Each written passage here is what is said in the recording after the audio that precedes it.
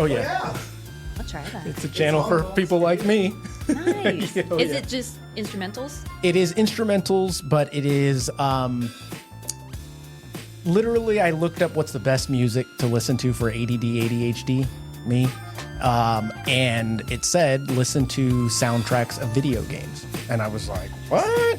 So I found the YouTube channel and you play it and it's like, wow, it's like I'm playing Zelda or something Do you play video games? I do. I dabble with my son. Okay. I would love to play more, but hell no, you know. At some point. At some point, Yeah. I'd love to be that big nerd. Yeah. I'm somewhat of a nerd in the aspect of I'm not too much of a consumer. I'm more of a creator. Like I'm behind the scenes now making tech tools. I'm the creator of LoanBot, reviewmymortgage.com. I instruct my loan officers and coach them. Guys, stop sitting on social media scrolling. Be the one that's putting the content out there. That kind of stuff. But yeah.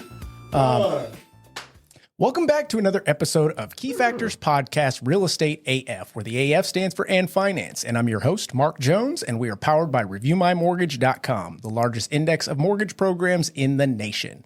And this being the second episode of the new year, thank goodness, 2024 is over. And we are on to bigger and better things, putting the past behind us. But it's been a little while since I've had a veteran-centric discussion.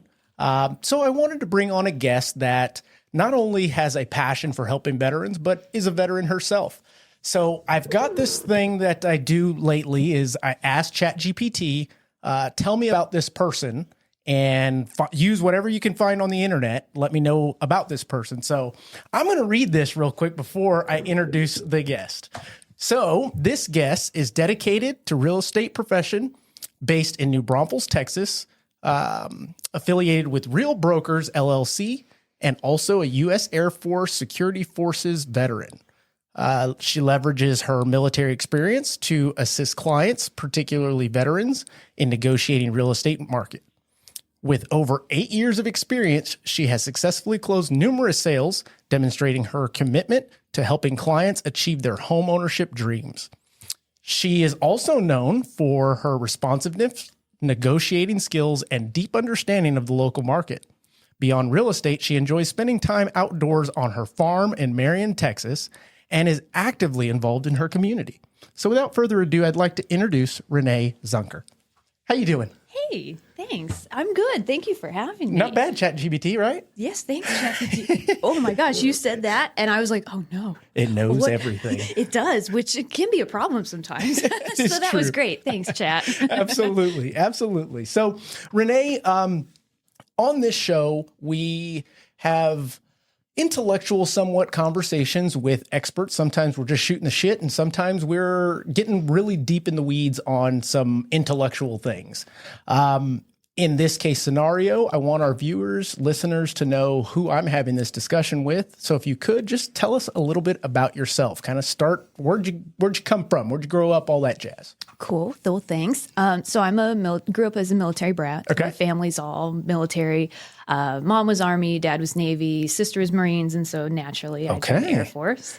I got my real estate license while I was still in, and then transitioned into full-time real estate and have been doing that ever since. I really, really like it.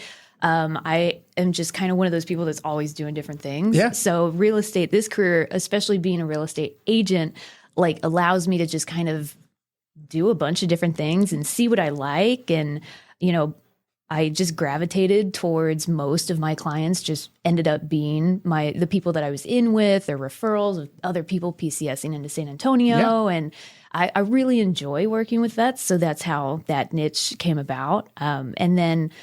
So I've been doing that for 8 years. Outside of real estate, like most of my realtor friends know me as like I have a bunch of chickens. And so that's kind of my thing outside of real estate. I like spending time outside with my chickens and dogs, cats. Well, they don't talk back, so that's nice. They don't. No, they're pretty loud. Yes. But yeah, so that's about it. I like real estate. Real estate is my hobby too. Okay. So I love it. Okay, so let me ask a little bit more pointed of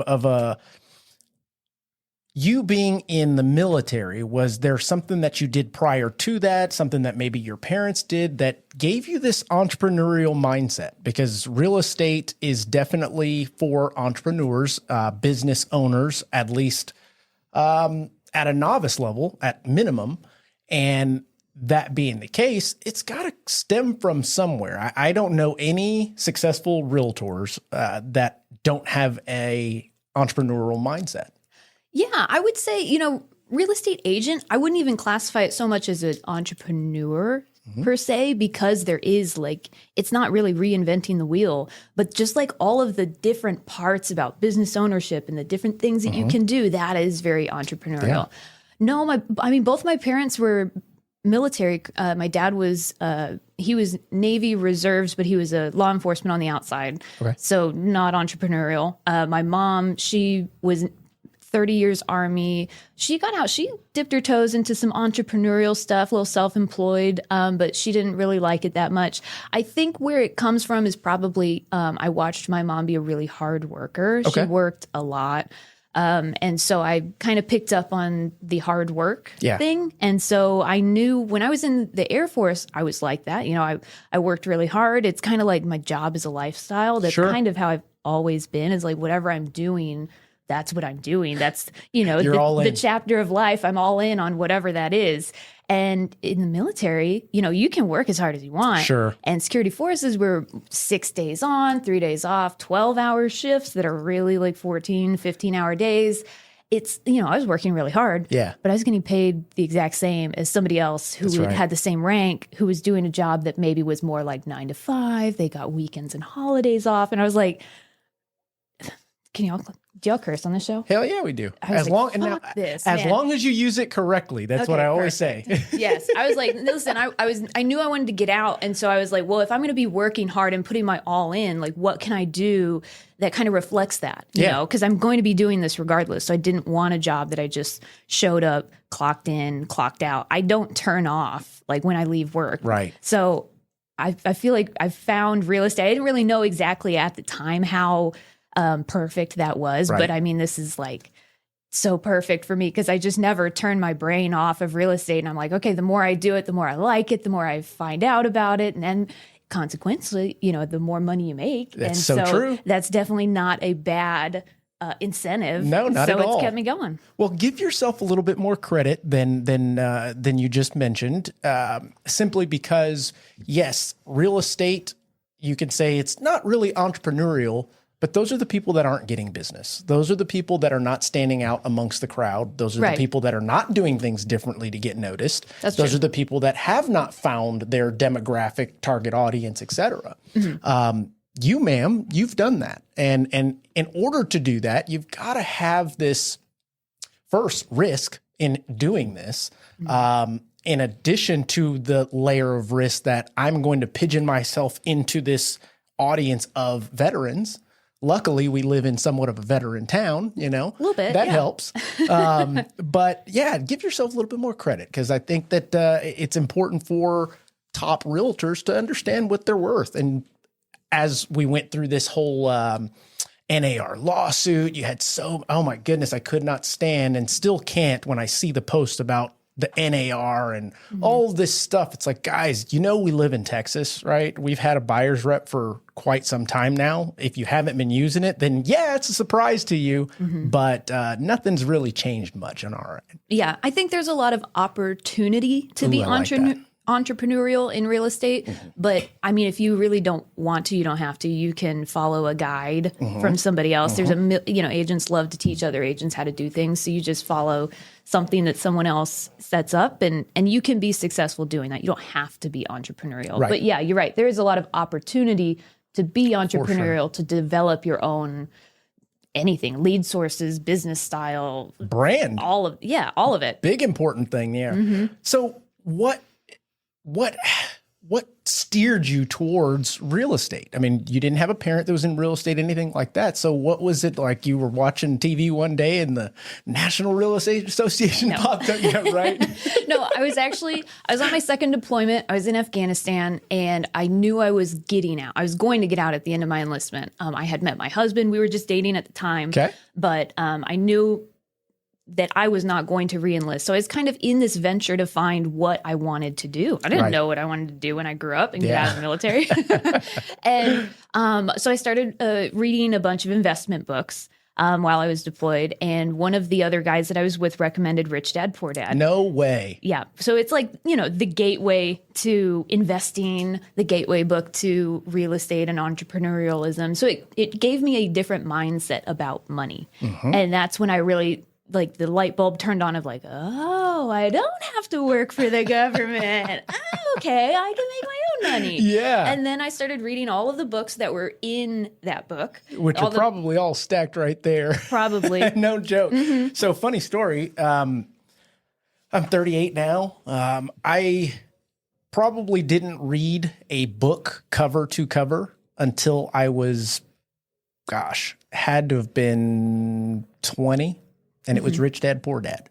I couldn't put it down. Yeah. And you mentioned that, and it was like, holy cow, that changed my mindset on a lot of things that I was somewhat doing, but didn't really understand the whole concept of it. And it put it way into perspective for me. So at that time was when I decided, okay, I'm going real estate somehow, some way. Yeah, exactly. Yeah. And so, I mean, that book is a great book to like pick up if you kind of don't know much about money, or you kind of are like, you're interested in it, or interested in like just not being stuck in that rat race of I go to work, I clock in, I get my paycheck, and I spend my entire paycheck on all these bills, and then now I have to go to work again. Right. Like if you want to get out of that, Rich Dad Poor Dad is a fantastic book to just kind of open that lane of possibilities. And so I read that book. I read all the books that were being recommended, all of these books, and they all talked about real estate. And so like nobody ever wakes up when they're younger and they're like, I want to be a real estate agent. Like nobody does that. But I was like, okay, well, I could get my license and figure stuff out. And so in the beginning, I was like, I'll just do commercial. I don't want to deal with families. I just want to like do business and make money.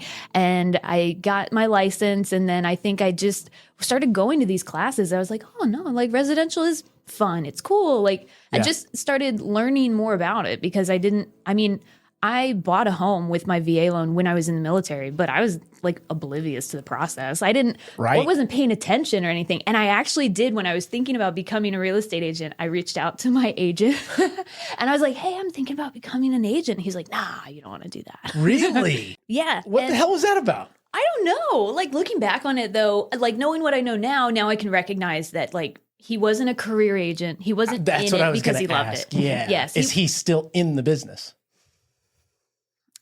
That says enough. Yeah, I don't know him.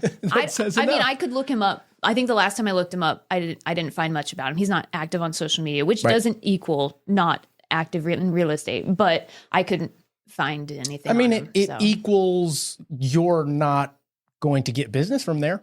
Then that's fine. There's a lot of people that, he got me from a referral. So maybe that's his entire business, which is fine. You know, to each their own. I don't know what he's doing now. It was a second career for him. He retired from the military and then got out, and he just, it was okay. I'm assuming it was okay. I wonder if I know him. You're not talking about Andy Smith, are you? That's a very similar name, but not him. Okay. No. He's a good dude. Yeah. Still in the game. Okay. Yeah. We went through the process of that. You bought your first home, obviously using your VA loan. Since at 21. At 20. Okay, good deal. At good 21. deal. And that in itself is something that at that age, most are not even concerned with that. I know because I'm talking to them every single day. Yeah, they want that charger. Can I afford the charger? Or the Tesla, or the this, or that. Tesla. It's like, goodness gracious, kids, do you not get it? You can't live in those cars. But then you find on YouTube that they are living in their cars. Like, babe, come look at this. They just built this new thing and I want one. Yeah. No, they're doing van life. Yeah. Yes. I did actually just sell one of my clients I closed like last week. He's been living in his van on Lackland. Holy cow. Yeah. He was like, oh, it's just time for a house. I'm like, okay, well, you got a place? He's like, yeah, I'm living in my van on Lackland. I'm like, okay, whatever. He's not like a young kid or anything. He's actually, this was his third home. So he's like, he's got it. Okay. I haven't had the opportunity to talk about this at all with anyone.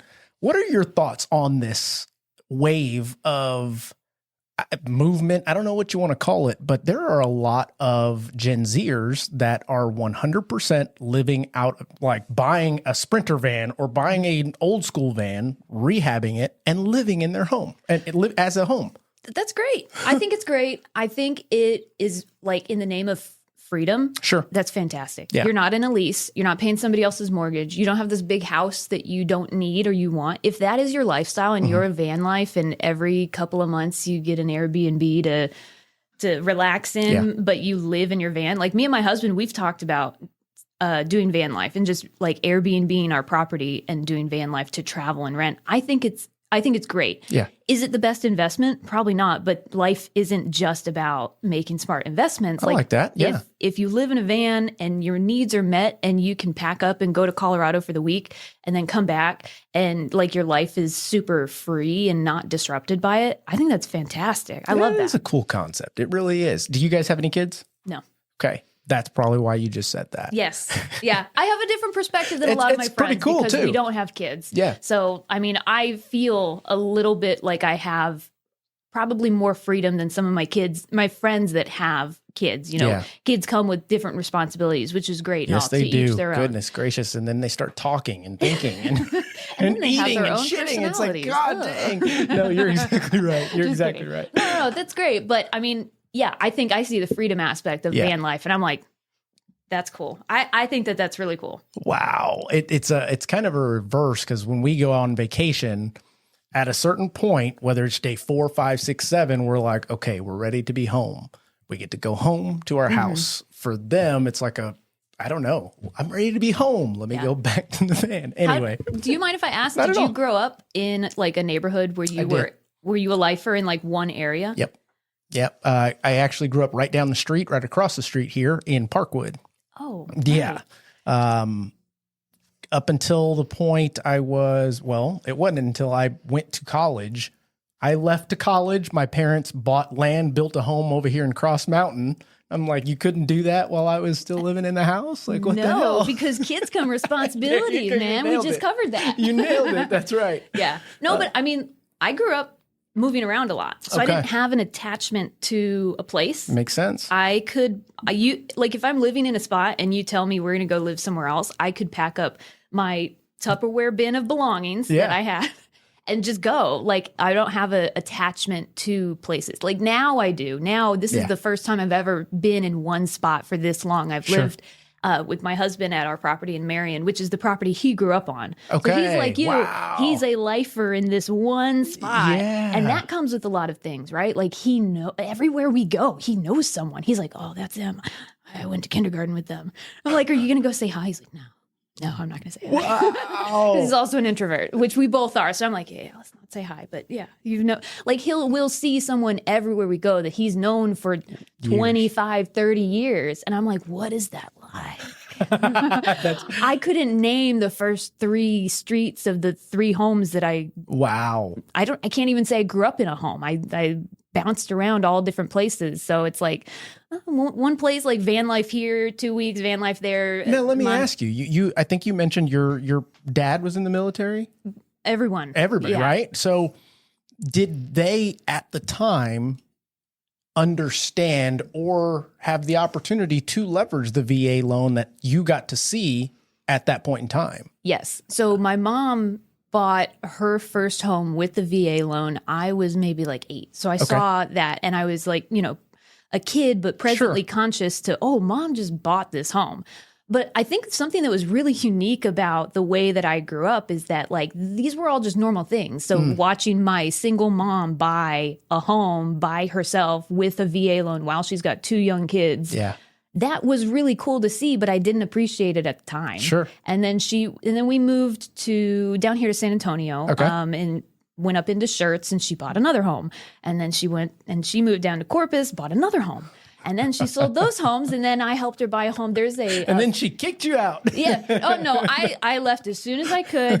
Went to college, went to the Air Force. I was still around here, so I was stationed at Lackland. So I'm, my mom's still here, and I'm watching all of these things happen. And so by the time I'm a real estate agent, I've watched her use her VA loan, 3 or 4 times. Yeah. And I don't really know the difference. She's also the one that she encouraged me to buy my home when I was 21. You know, I got back from my first deployment. I had a couple dollars in my pocket. That's all you need. Yeah, apparently it is.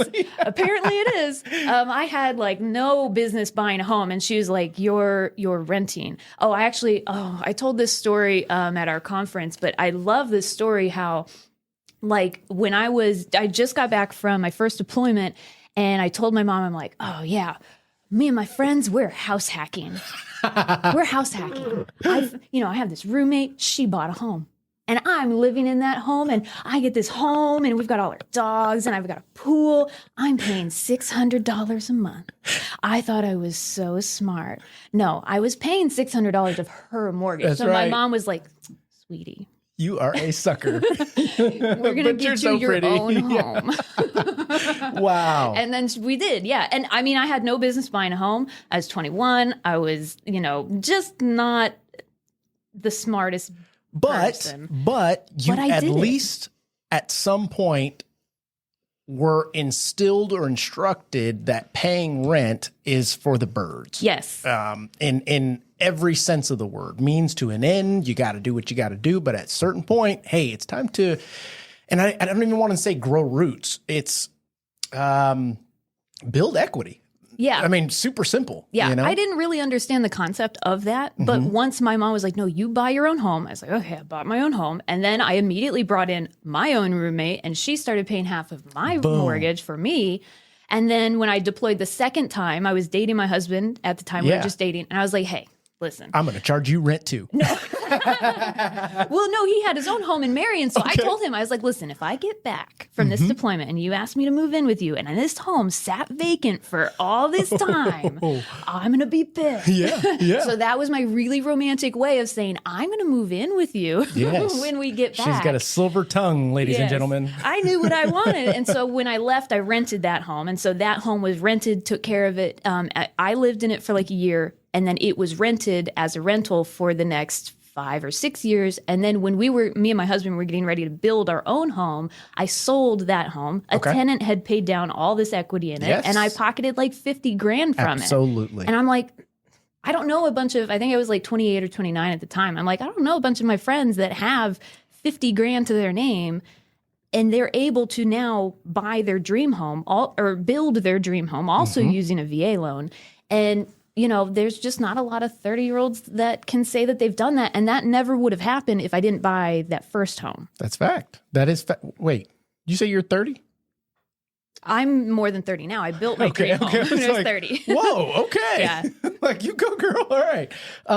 Okay, so I'd like to dig into some of the veteran aspects of not only the loan side, but them buying and how you've helped them, et cetera. And I've got somewhat of a video to play, and we'll stop it throughout because I want to play the Mythbuster concept simply because I believe that there are plenty of, and I can tell you are 100% genuine, agents, lenders like you that truly believe in helping the veteran.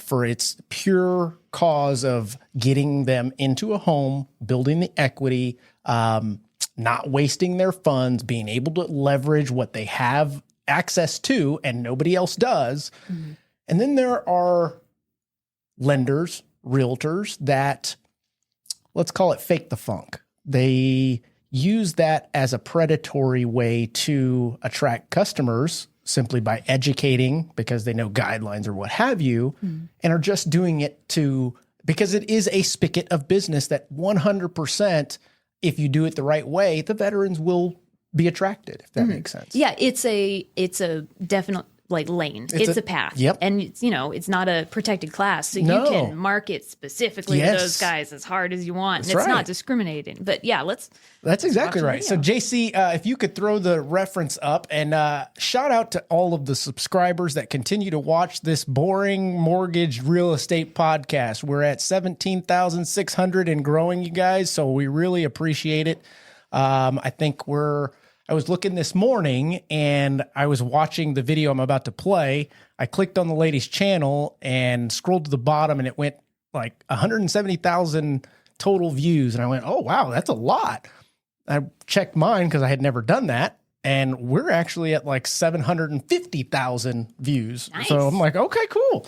So people are watching this. But this video here, and I'm going to turn this around. I'll stop it throughout to just kind of talk about it. But here we go. Are you a veteran or no one who might be missing out on some incredible real estate benefits? Whether you're looking for your first home or ready to downsize, these lesser-known veteran benefits are here to make owning a home easier and more affordable. Today, we're talking about the top 10 real estate benefits that most veterans don't even know they have access to. Let's jump in and unlock some savings. First up, one of the most well-known but underutilized benefits, VA loans. Now, I've met a lot of hardworking veterans who think this is too good to be true. But trust me, with a VA loan, qualified veterans don't have to worry about a down payment. Zero, zip, not a down payment. I'm going to pause it. I'm going to pause it right there because that, in essence, already right out the gates is a misconception, in my opinion. Simply because, is it possible? Absolutely. Is it guaranteed? Not at all. Mm-hmm. Meaning 2020, you try and throw a VA offer out there and the appraisal comes back low. Well, now your veteran is putting money down. There are many other cases, don't need to go down the roads of them, that let's say we can't get an approval automated for our underwriting system for veterans got 580 credit score, low DTI, but we're just not getting an approval. So therefore, I'm going to try and have them put 5% down. Boom, all of a sudden it's approved. So now they do have to put a down payment in that case scenario. Mm. What are your thoughts on that? On what specifically? I guess saying just that it's zero down? Saying that zip, zilch, nada. Well, I mean, it's true. How about inspection? Mm-hmm. How about appraisals? I'm not going to use that because we even pay our VA appraisals. Mm-hmm. I mean, there are associated costs. Sure. The loan itself is zero down. So I understand why people use that as marketing because mm-hmm. the loan itself is zero down. Is it zero down? Can you get out? Can you get into a home with no money out of pocket? That is really stretching the truth. Sure. But is it zero down on the loan? Yeah. So I don't have a problem with it. Unless it's the veteran that's using bonus entitlement that now has to put 25% of the difference over their entitled amount. Yeah, those people probably aren't watching the first-time homebuyer VA video. Point. So the generally someone who knows absolutely nothing about using their VA loan if they're qualified, in most cases, it's going to be zero down. Right. So, I mean, I don't. So in this aspect, this video was obviously created by AI, which is fascinating to me. It's not. It's this lady talking about it. I went to the channel and everything. She put this, I would put $50. This entire video is so? AI generated. Yes. It's all B-roll. It's all B-roll, which, by the way, I don't want to say I don't know picture. This. Yes, I don't know this agent at all. I'm sure they're doing great. She's not things. Even in Texas. Yeah, she's not even in Texas. We don't know her. But one of the things that matter of fact, she's not even an agent. This channel is based on it's AI. The entire channel's AI. After that, we're gonna check. But it should come with somewhat of a disclaimer. But like you said, they're not protected class, so therefore, market. Right? Yeah, I mean, this is top of funnel marketing. There you go. This is content. This is content created to generate more questions. Yep, you got it. Let's keep rolling. We're talking thousands, maybe tens of thousands of dollars saved right off the bat. Next up is a real money saver. No private mortgage insurance, or PMI. PMI is one of those hidden costs that can sneak up on you and add hundreds to your monthly payments. But here's the beauty of a VA loan. You get to sidestep that PMI trap entirely. That means more money in your pocket every single month.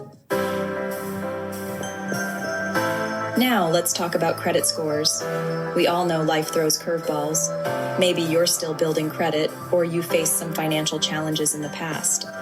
The good news is, VA loans are more lenient on credit scores. So even if your credit isn't perfect, you still have a good chance of getting approved for a mortgage at a competitive rate.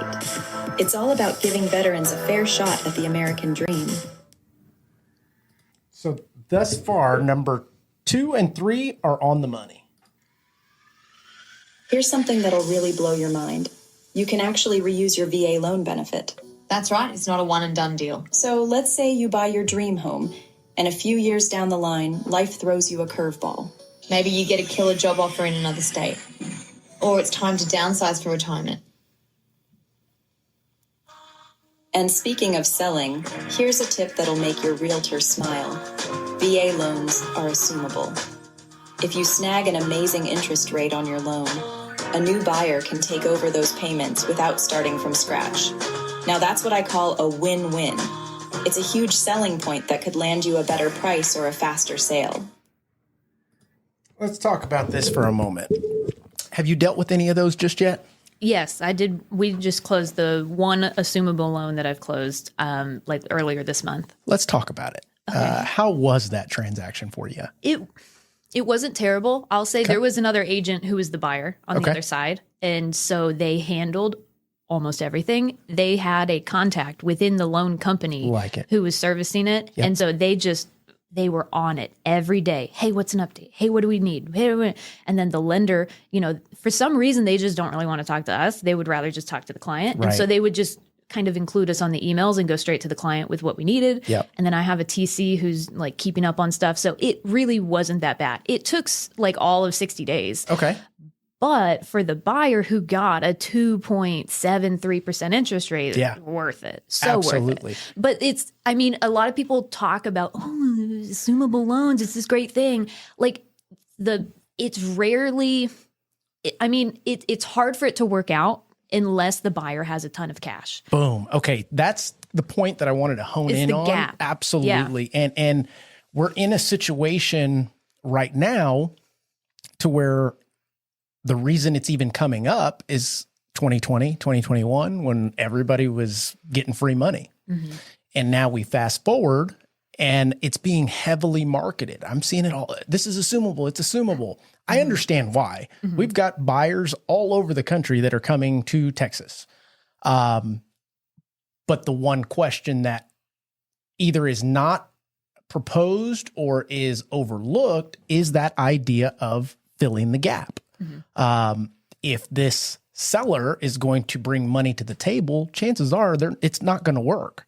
It's the buyer that needs to bring the difference in the gap on the sales price or what have you from the loan amount. Yeah, it depends. I feel like having your loan be assumable is just another tool that we can use if it works. Absolutely. So, for us, the one that we closed, it was a 2020 new build that was in a community of other new builds still being built. Yeah. So we were trying to sell all of this year, all of 23, and the builder in the same community was offering brand new homes around the same price, but with a 4% interest. And so it was really tough to compete. I don't know if we would have been able to get that home sold if it weren't for the assumable aspect of their loan. Good point. Yeah. And going down the road of the idea, and I had written this down a while ago, is the idea of the realtors.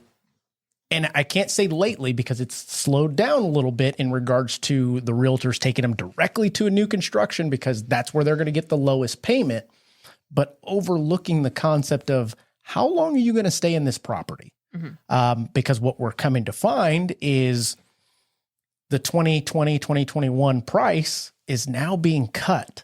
And everybody that bought in 2020, 2021 is now stuck and upside down in these new construction communities. And unfortunately, in Texas, that rarely happens at all, if at all. Yeah, I've had a lot of these conversations this year. Okay. Because I did have, it was whether they're my clients or they bought a home with a new build and now 3 years later they're ready to PCS or ready to move or ready to move up or do something else and they've got this low interest rate, but it's like, we wouldn't, you're competing with, the builder. And so you kind of have to have this conversation of, hey, either you're not moving or you're renting. That's right. And a lot of people see that as a bad conversation. And what she means is renting out that property. Yeah, instead of selling it. Yeah. Renting that home instead of selling it. And I'm like, well, you're PCSing either way. So you're leaving. You got to go. So we have to figure out what we're going to do. Well, you could waste 6-8 months on the market or you could rent it. And they're like, well, I can't rent it for what my mortgage is. I'm like, okay.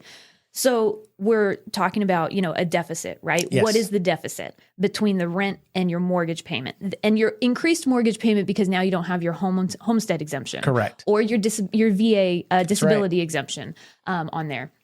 So you lose your exemptions, your payment goes up on the house. Now you're renting it. Maybe there's a deficit of $200-$300. Sure. And so you're talking with the client about, okay, you're either like, what is your alternative? But right. but if you're paying $200 into this property every month, like think of it as a savings account. Boom. Yes. You're still growing the equity. If the tenant is paying to stay in there, they're paying the vast majority of your mortgage. Your mortgage is going to continue going down over the next 3, 4, 5 years. Just think of that home now as a rental. It's tied up. Somebody else is going to be renting it. We're just going to have to shift our mindset a little bit. But it's like, it's either that or like, what is your alternative? But there's a lot of agents that kind of don't really know how to have that conversation with the clients of like, yeah, real estate agents help people buy and sell homes, but we're also there as a long-term guidance advisor to try and help our clients find solutions to, sticky situations, Yes, ma'am. just like this of, okay, you are PCSing and we're like selling your home is going to be really difficult. So here's some of our options. And I've had that conversation a couple times this year. When clients and people just kind of shift their mindset and see it, it's less daunting. It Right. causes less anxiety. But at the same time, it's like if they don't know that there's an answer to this and they want to sell the home, and then another agent comes in and is like, well, we're not going to be able to sell your home. Good luck. And they just leave. Like, Or the even stress worse, they that do could sell their cause. home for the commission and they sell it as a loss, convince this buyer or this seller that they have to bring their savings to the table to get out of this situation. Yeah, That's it why just I kind of asked you depends. that, because there's a lot of agents that, and I don't get to hear about it until after the fact, because I'm now dealing with the borrower that's buying here and they left that home back in Maine or wherever it was. And you go, goodness gracious, did your agent not have this conversation with you? Were they not able to articulate what Renee just did, which is breaking it down and putting it into perspective? You typically, how much are you putting in your savings account each month? Well, about $200 something. Great. What's your interest that you're getting? Nothing. Exactly. Awesome. So now not only are you putting it towards something that they're going to pay the majority of, the tenants, but you're also going to have this year-over-year equity growth, regardless if it's a new construction or not. Eventually that will catch up. It just always has. But a lot of folks are not having those conversations. So I'm glad that I asked that question and you knocked it out of the park. Well, I think that just kind of shows the times that we're in. Yeah. If agents got into the business in 19, 20, 21, like those were wild times. And it was, I don't want to say easier because I didn't find those years easy No, at all. I think it was tough because there was so much business. It was more volume. That's right. It was the volume aspect that got a lot of people excited. Yes, ma'am. And then once that volume trickled down, a lot of people were kind of standing around and like, oh, this is not what I have experienced the last couple of years. And they don't really know what to do in a market that, oh, well, what do you mean? I put it up for sale and it's not sold. What do you mean we don't have 10 offers? And so it's just, I really think the end of 22, 23 and 24 have been incredible skill building markets.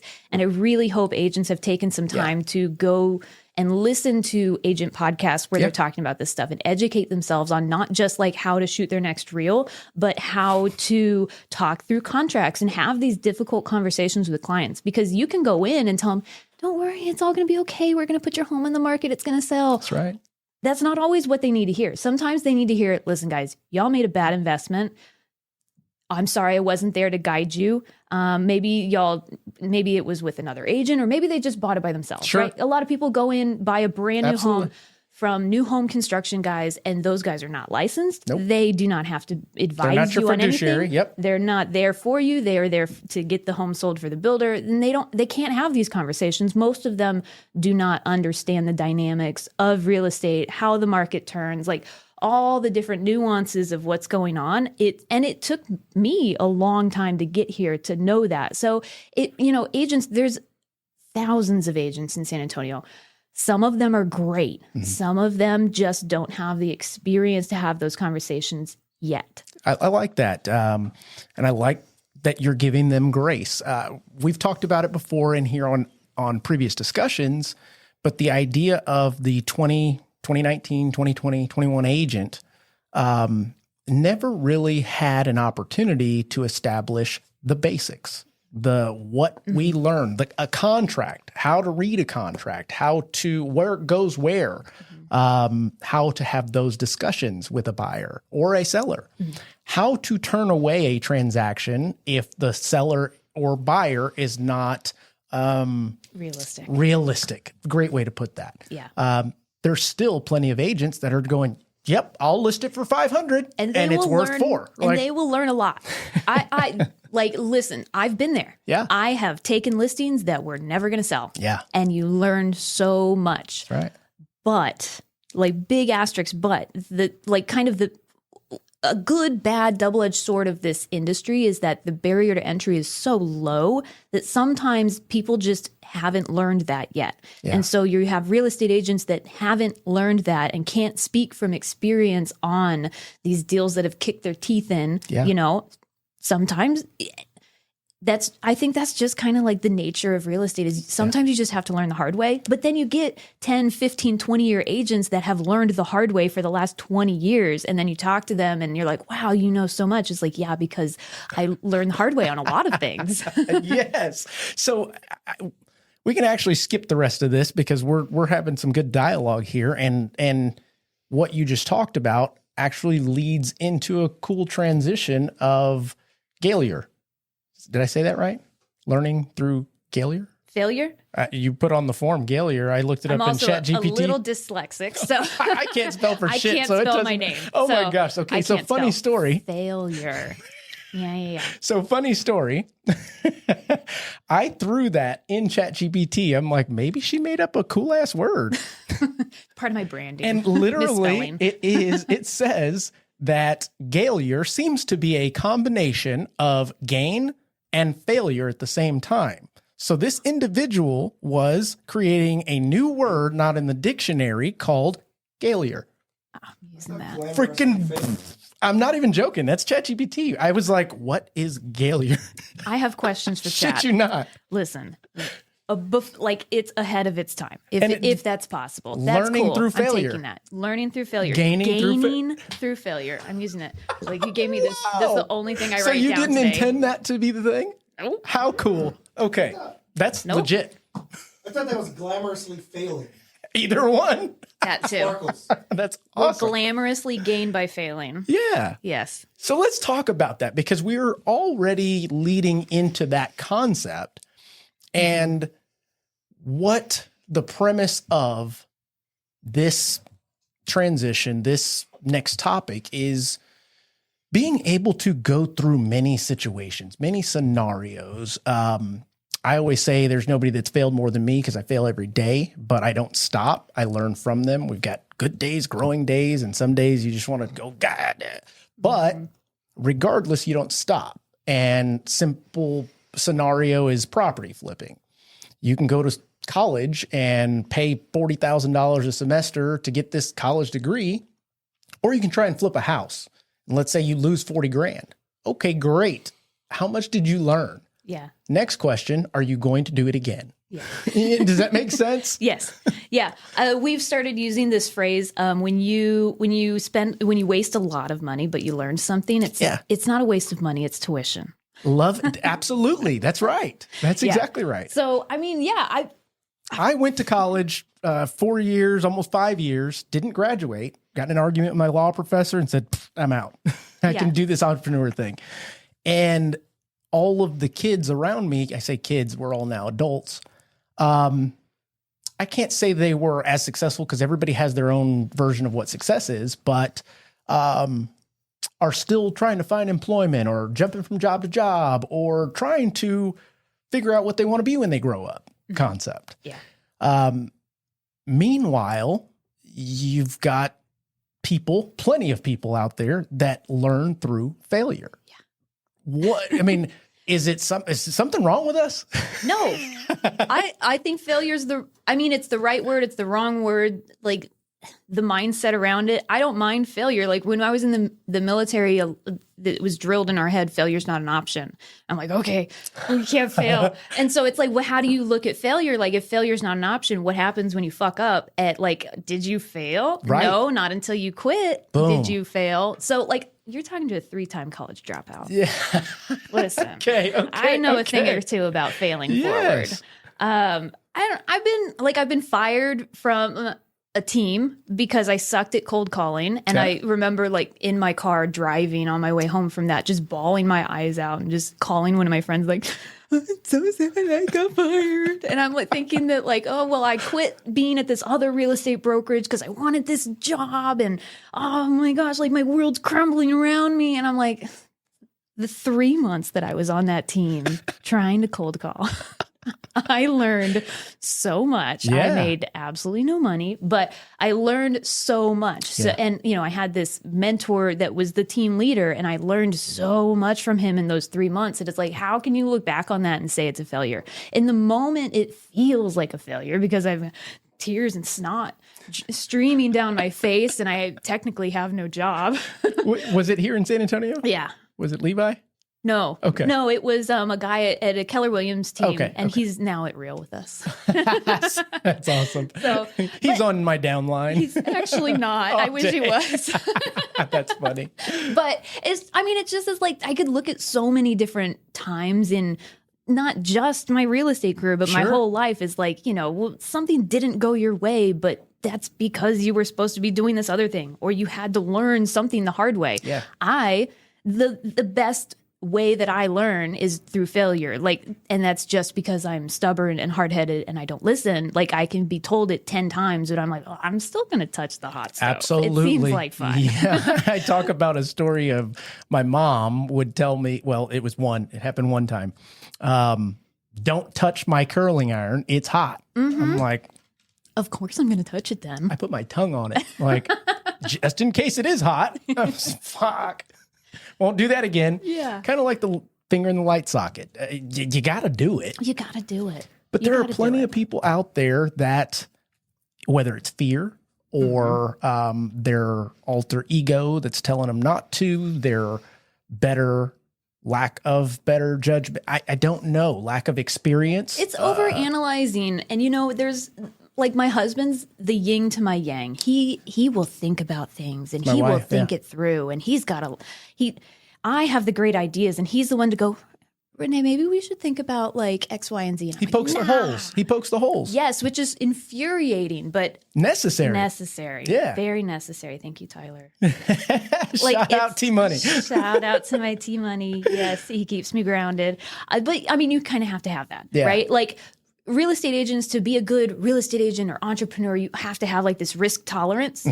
Your risk tolerance, you have to be risky. Like risk it for the biscuits, and I like biscuits. Yes. So like go out there and risk it. Don't like really put your family in danger of like losing your house or anything. Course, Like yeah. set yourself up to be able to take those risks. Yeah. Because like if you're not going to take risks, okay, like go get a job, go get a government job. You don't have to risk it. Just show up to work. That's right. Kind of all the time, and you'll get paid. But with this industry, I feel like the more risk tolerance you have, the more opportunity you're creating for yourself. Like some things are just going to go wrong. Absolutely. That's fine. It's Yeah. going to happen. But some things are going to stick.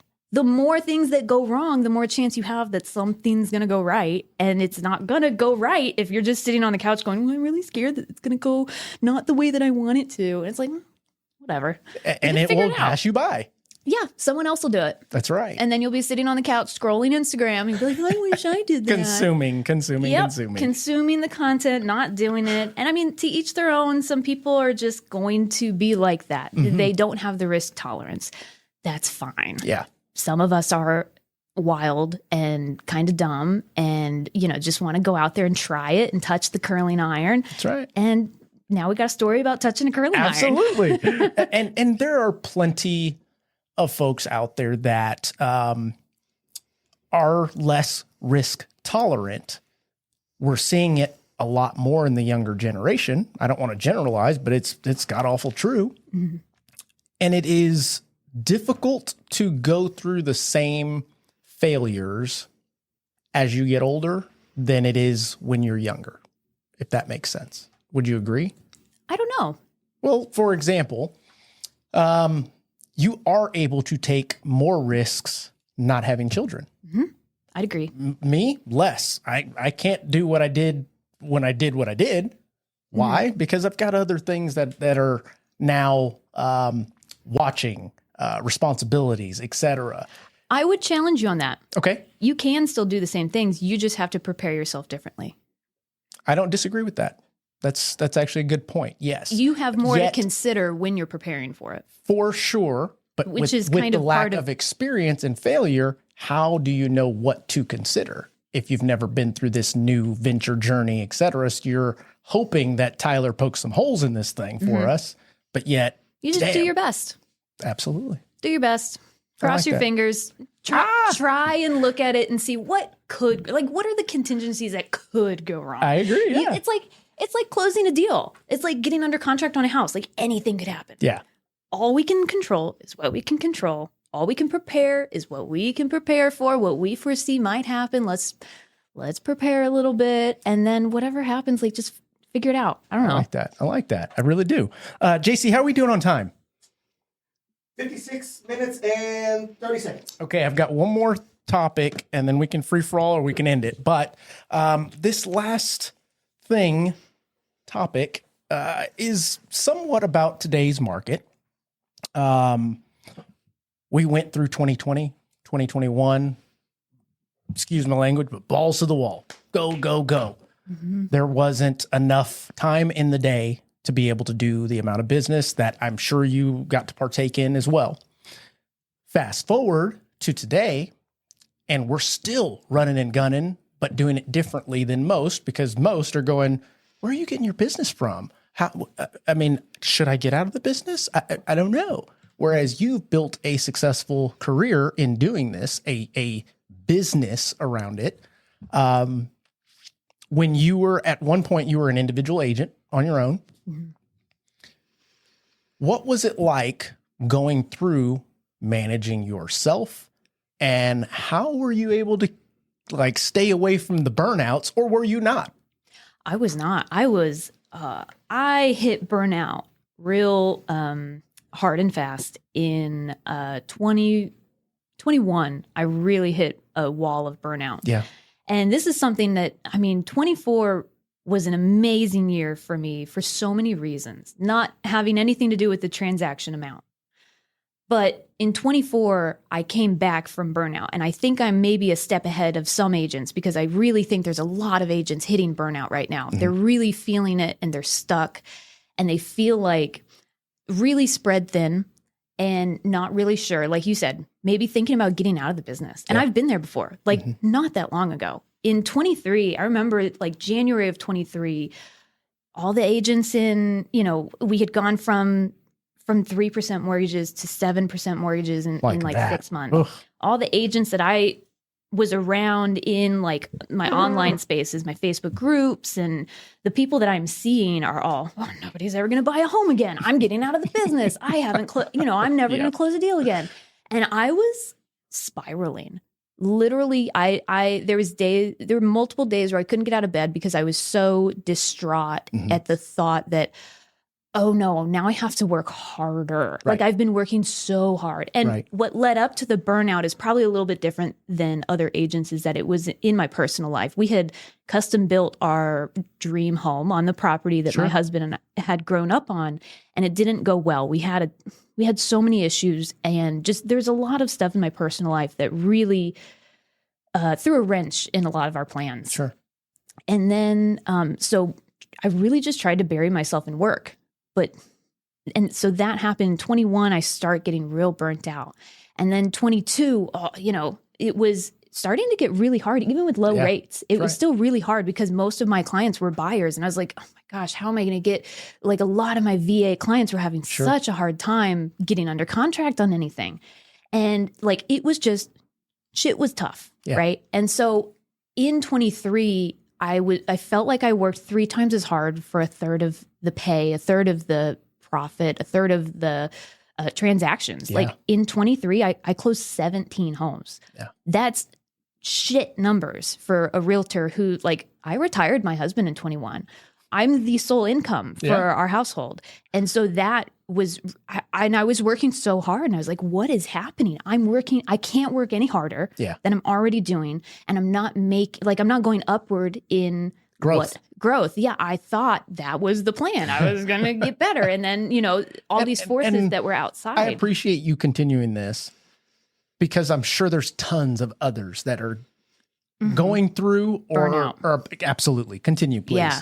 I mean, and I just felt so like spread thin, fried. I had such brain fog. Like I was so stuck in this spiral that I could not figure out how to get out of it.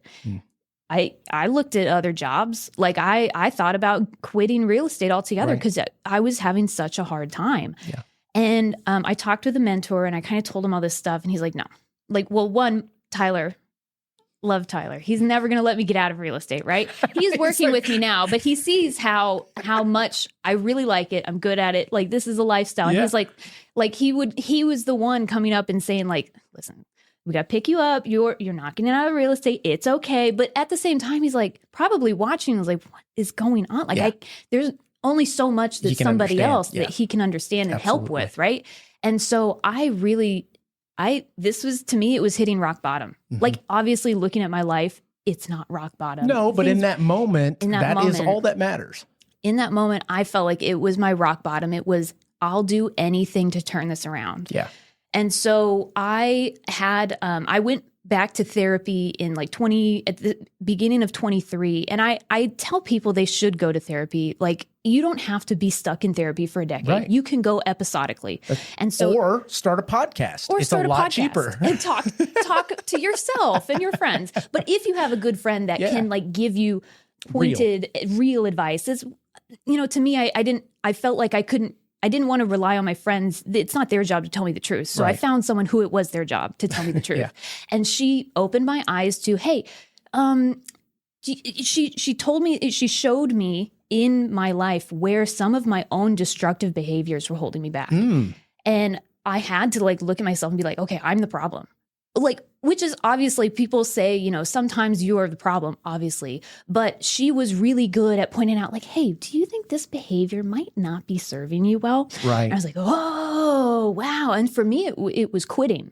Yeah. I would self-sabotage. Yes. I would self-sabotage by starting something, and it would get hard, and it would not be quite as fun as when I started it. Sure. And then I'd go, oh, well, I'll just start this other thing. Yes. And at the time, I had just helped launch the military division. And I told my therapist, I was like, I can't fuck this up. Yeah. I'm not going to quit this. If there's anything that I'm not going to quit, it's this. Yeah. And if I had started something like that in my name for myself, I probably would have quit when it got hard. But it got really hard. And I was like, I'm not going to let myself quit. I have to figure this out. And so I looked at myself and I was like, okay, I'm going to give myself 24. The entire year is dedicated to learning how to manage me. Didn't worry about transaction count. Didn't worry about anything else. No new marketing, no new stuff. Just figure out how to manage myself. And so little by little, I was like, okay, what's causing me stress right now? And so in the beginning, it was as simple as I have all of these little to-do tasks floating around in my head, and they're waking me up in the middle of the night because I'm like, oh, I'm going to forget to text this person back. Oh, I'm going to forget to send that document. I'm going to forget to do this. And so I started just okay, what could help me? Let me write this down. Okay, well, where can I make sure that anytime I have one of these thoughts, where do I know I'm going to write it down at? Right. And I didn't want to add something, right? No new things. Right. What am I already doing that could help me with this? So my Google Calendar. I'm living by my Google Calendar. There you go. And so step by step, I did, rolling daily task list. It's an event in my calendar every single day, and it saves and rolls over to the next day. So I started just and it's not about using the calendar, but it was really about looking at what was causing me stress and finding the thing that could help me alleviate that or manage it or do something about it so that it wasn't ruining my life. So it started with the little Google daily task list. Okay, cool. I got that down. That's right. And then the next, it was okay, well, I have all these ideas and thoughts, and organization was a problem for me because I didn't have it living anywhere. Yes. And so Tyler, my husband, helped me set up OneNote. Okay. OneNote is a product with Microsoft Office that it's a fantastic organizational like thought sheet or whatever. Yes. It's got a lot of similar tools. to Trello or similar to Teams tasks from Yeah. Microsoft. Absolutely. Yeah. Nerd. Well, and my husband is an IT nerd. There you go. We get He's along. actually my tech guy now That's awesome. on the Zunker property group. He is our legit tech guy. And he's helping me set up some of this stuff, right? Okay. And then, so there was OneNote, and then it was just, let's see, there was OneNote, and then OneNote helped a lot by just having my thoughts live somewhere. Yeah. And then I'm looking at my life and at business, and I'm like, okay, well, I'm doing, not that many deals, but I know I need to do more. If I wanted to do more, I have to get an assistant. Right. And so I was like, okay, well, I tried getting an assistant previously. I failed at an assistant. I had a virtual assistant, failed at that. I was the problem for sure. So how can I make sure that next time I'm not the problem? I gave myself months Okay. to prepare, and I read books. I read management books. Did you happen to read Procrastinate on Purpose? That sounds I'm going familiar. to recommend that to you. Okay. Procrastinate on Purpose, because what you're talking about, which you probably already have solved, but it's literally talking about this specifically. It was recommended by my coach. Of like preparing? It utilizes the focus funnel, because us as top producers, number one, we like to be in control. It's hard to let go. Most of the time we're ADD, ADHD. So it's like start a project, move on to the next. And then by the end of the day, you have 10 projects and go, shit, let's kick it to the next day and the next and the next and next. Yeah. What it does is takes your tasks are and puts them through a funnel. What can I automate? What can I delegate? What can I eliminate? Now this is what I have to do. That's probably, and I would say if there is a book like that and someone's going to go through it and they want to be serious, like block out an entire quarter, only dedicated. That is your only skill you're focused on. Yeah. That is it. Like that was something that I had to do. It was like simplify, stop being so shiny object syndrome. Yeah. Just stop adding all of this shit and just focus on like a couple things and stay the course. Like stop adding all this, shiny object syndrome. Yeah. And so I am doing that. I'm living by OneNote. I'm living by Google. I'm really trying to simplify. I'm preparing for an assistant. I'm reading like some management books. And I was still finding myself a little like fried, like hitting capacity in, I wanted to do more, but I felt like at the end of the day, I just couldn't. My brain would fog over.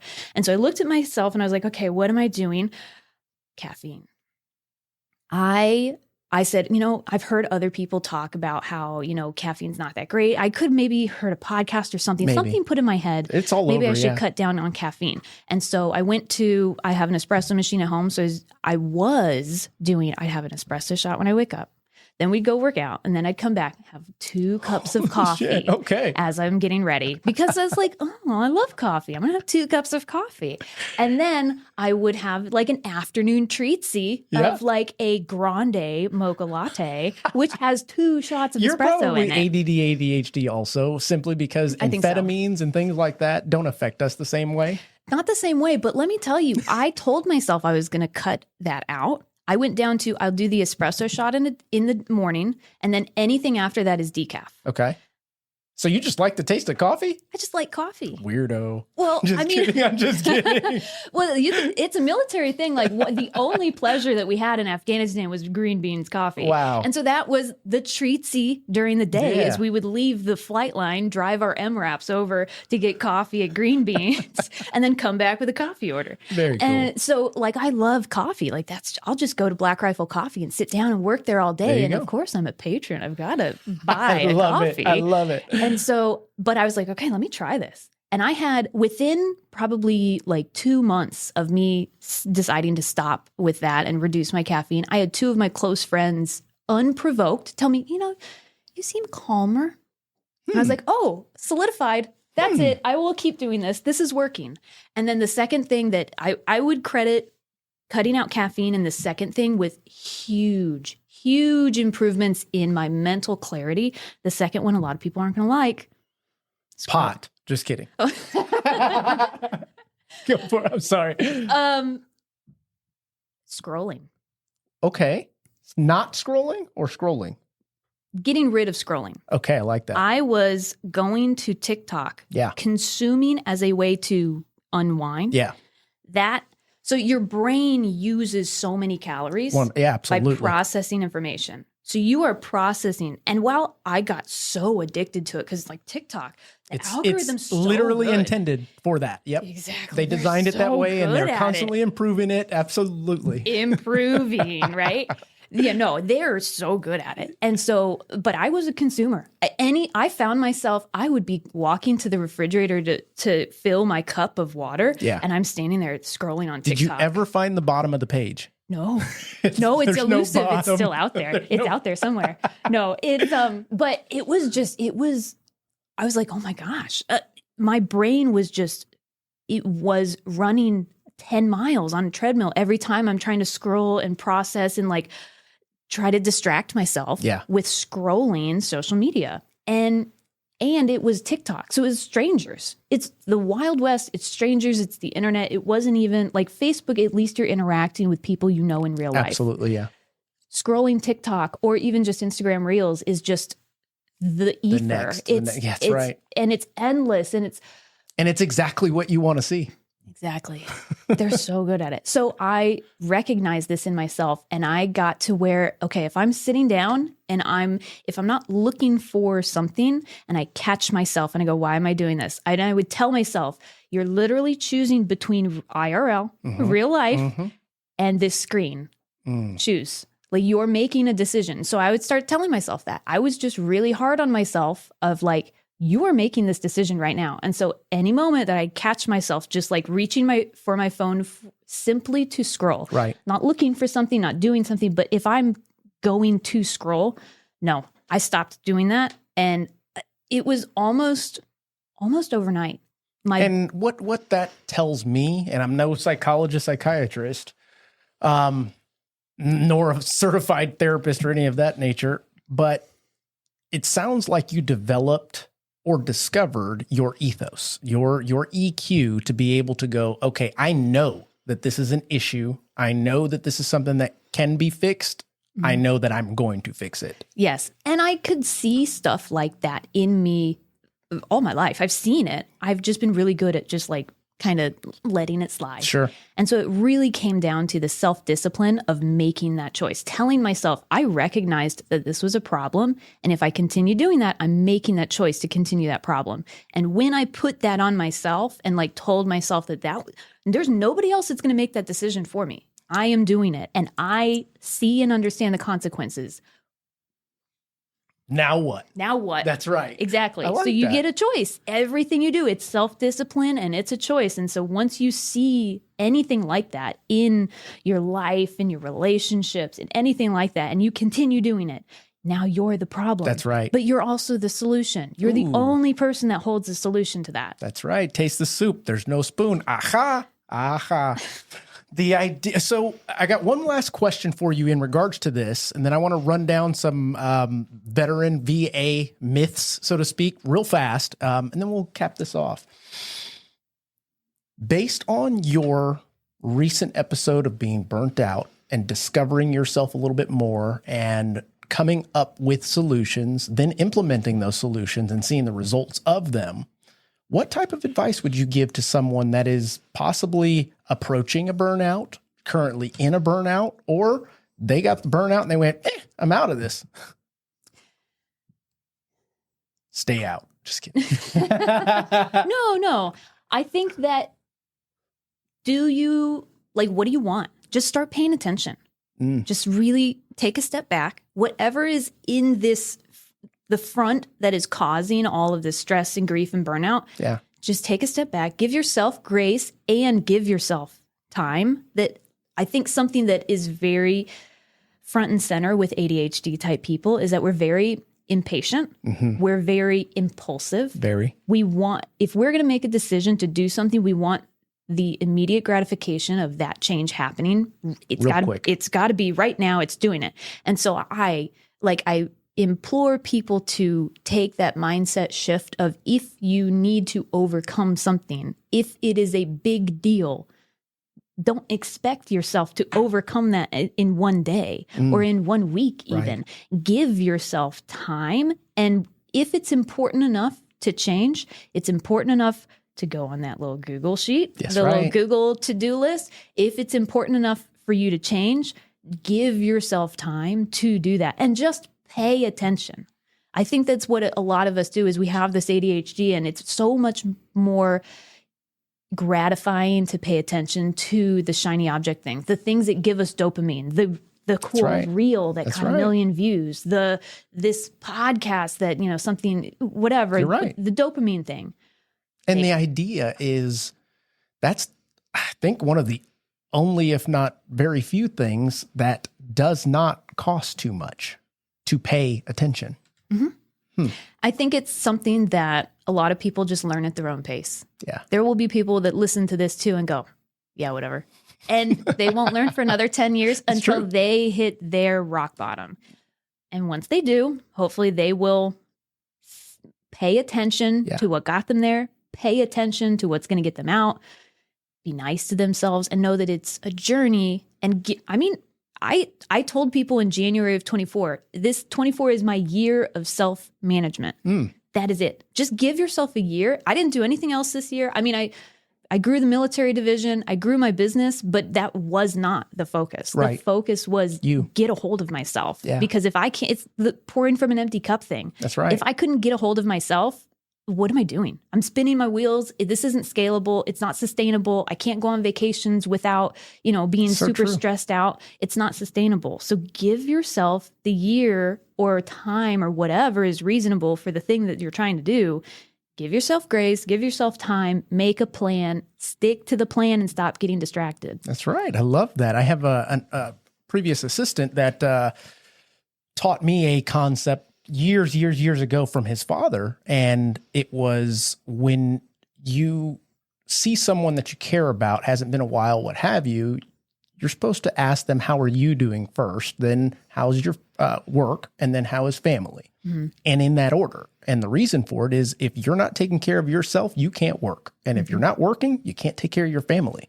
And it's stuck. And it's kind of goes alongside with what you're talking about here. If you're not selfish enough to put yourself first, you're always going to come last and you're going to get the bottom of the barrel. Wow. I don't even want to talk about the VA stuff anymore. Real quick, let me run through this stuff just because I have it. ChatGPT gave it to me. And I don't want it to go to Don't waste. disrespect chat. No, he knows not, us. Yeah, he's probably listening right now. Shut your ears. So let's see here. Most of this stuff the listeners may know already, but if you don't, veterans can use their VA loan more than once. Veterans, let's see here, multiple times, et cetera, et cetera. VA loans have high interest rates. That is a myth in many cases. But what is happening in our market today, guys, is for some odd reason, investors are not wanting too many VA loans. So they are increasing the rates and reducing their appetite to purchase these loans from the investor aspect. I'm talking about, I'm the mortgage banker. We originate the loans. We then sell them to the investors, the Wells Fargo's, Chases of the world. Their appetite is shrinking. And my philosophy on that is they're aware of something that most don't know. Most veterans go in with a funding fee if you're not 10% disabled or more. And therefore, it adds to the balance of that mortgage. And if they're going to be caught with their pants down, they don't want to be underwater as the investor holding on to veteran-owned homes. Because let's face it, veterans, banks, we're not in the business of owning property. We're in the business of financing them, catching the interest. VA appraisals assess property value. We already know that. Common mistakes to avoid: utilizing VA home, skipping pre-approval before hunting. We know all that stuff. Okay, there's one that I didn't. So I get this question or this pushback every other week from a listing agent that we're making an offer on our buyer side, and we're asking them, let's say it's $300,000 sales price. We're asking them for $20,000 in closing costs. They're like, hey, the max you can do is 4%. And I'm like, well, no, it says 4%, but you have to keep reading where it says, in addition to the customary fees related to the transaction. In fact, you can actually, as a veteran, utilize seller contributions to pay off some of your own debt. I'm sure you knew that.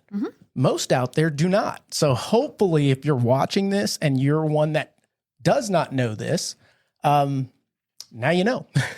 Bottom line. Yeah. There's a little bit of a grace when it comes to veterans in regards to the loans. I do want to kick it back to Renee because this has been an awesome discussion.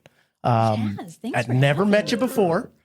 These are my favorite when I get to put the phone away for an hour and a half and just learn about somebody new in our industry and see and hear about the trials and tribulations that they went through, how you became who you are today, and where the heck you're going.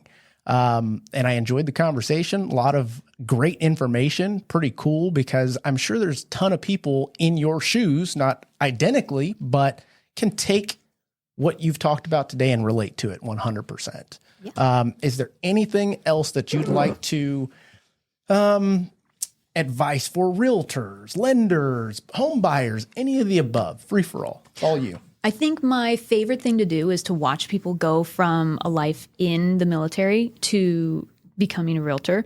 Realtors have an 87% failure rate because it's hard. It's really freaking hard. And veterans do so well in real estate. I have a ton of friends who watched me get out, then got their license, and now they're killing it. Yeah. And it makes me so happy because it's like you can go from a life in the military, which is, dictated every second, where you live, what you eat, where you sleep. Right. Everything is dictated by Uncle Sam. And then you can go into a career like real estate where I like 90% of my clients are military. They're either vets or spouses and I love working with those types of people, and I love my career. Sure. So I want to see if people are interested in a career in real estate. One, contact me, reach out to me, Instagram, Facebook, whatever. I'm an open book. I love to talk about real estate. Very good. I love Do you to have talk a about website? getting in. It's soldbyzunker.com, but that's more of like a client-facing one. But I mean, I'm public on Facebook. So you can go, but on my Facebook or my Instagram, there's a link tree to my contact info. But we have a skill bridge program for military members. So if someone's within the last year of their service contract and they're thinking about becoming a realtor, reach out to us. We've got a skill bridge program. That's for awesome. those that don't know. It's you can serve a 6-month internship while you're still getting paid and benefits of the military. The last 6 months of your contract, you can come be a realtor with us. And we have a training program for it. We can connect you whether you're here in San Antonio or all over the country. We have almost 1,000 agents in the military division all over the country. And we have a whole program set up to bring people from active duty to actively producing and like, how cool. I me. mean, we talk about it quite often on many discussions here. Most, if not all of us top producers, at one point in time when we got into the business, we did a lot of learning without getting paid. Mm-hmm. And the idea of this new generation of realtors, number one, they didn't get the opportunity to build their basics. And two, the idea of working for free is like, what are you talking about? Like, I'm going to go put this on a lockbox. How much are you paying me? Whoa. Mm-hmm. Yeah. You know what I mean? Yeah. And that's pretty cool that you guys have developed that. That's awesome. Yeah. Because the difference between like trying to figure it out on your own versus having a mentor holding your hand and then going, no, don't do that. Yeah. Like, do it this way, or here's how I'm doing it. Like, just having a mentor that is invested in you doing well Yes. makes a huge difference. And I'll use especially this someone that's been there. I'll use this reference since it's military-ish conversation. The mentor is there to help you not step on the same landmines that they blew their leg off concept. Yeah. Right? It's the concept of reaching your hand back down the ladder. Yes. There's not a lot of cultures in real estate that are like that because Agree. the incentives aren't there. Correct. I feel like it's been a long time since I was in a different office, but I've spent time at other brokerages. I was at Remax, Keller Williams, EXP. I've been at other brokerages. Right. And just the ability to have a mentor, like finding the people that you want to be around and people that do business the same as you, whether that's door knocking, open houses, social media, or you like to cold call, or you're an investor or you do commercial, like finding a group of people that are willing to mentor you makes a huge difference in how many times you have to fail before you're learning. Awesome. Okay. Yeah, no, I think that's brilliant that you guys established that, and I hope it continues to grow like that. That's good stuff. I love hearing about people actually doing stuff to improve what others have opportunities to do in their lives, and not just talking about it. There's a lot of people that are just talking about it. That being said, this has been an incredible conversation. You mentioned that your husband is somewhat nerdy IT. So Yes. I'm going to create you a free loan bot, customized for you, and you guys can play around with it, use it with your customers, all that jazz, no cost for it. Hopefully you like it. Ladies, gentlemen out there, I hope that you guys got something from this conversation. I definitely did. I want to thank you for continuing to subscribe, viewing, sharing. And if you did get something out of this, or if you know someone that could get something out of it, maybe it's a buyer, a realtor down and out on their situation. Maybe they've hit that burnout period. Share it with them. You never know who could use this information. But I want to thank Renee again for joining me for this. Thanks for having me. Yes, ma'am. This is great. You crushed it. And those of you out there, really appreciate it. We will catch you on the next one.